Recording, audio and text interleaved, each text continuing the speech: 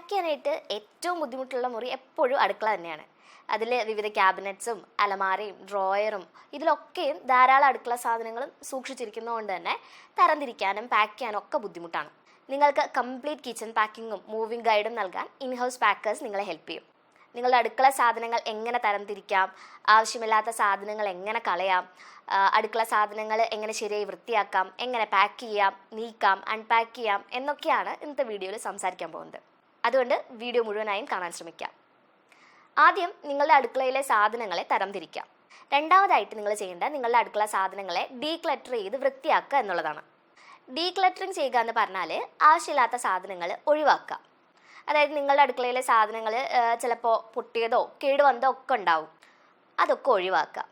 Electronic ഉപകരണങ്ങളുടെ പ്രവർത്തന നില എങ്ങനെയുണ്ടെന്ന് പരിശോധിക്കണം.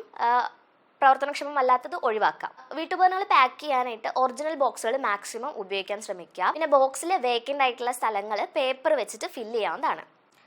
സിലിണ്ടറിൽ നിന്ന് ഗ്യാസ് സ്റ്റൗ ഡിസ്കണക്ട് ചെയ്തിട്ട് ബർണറുകളും സ്റ്റൗ സ്റ്റാൻഡും ക്യാരി ബാഗിൽ പാക്ക് ചെയ്യുക. വീട്ടിലെ മറ്റ് സാധനങ്ങളെല്ലാം കയറ്റിയ ശേഷം മാത്രം അടുക്കള സാധനങ്ങൾ പാക്ക് ചെയ്ത് ട്രക്കിനുള്ളിൽ കയറ്റുക.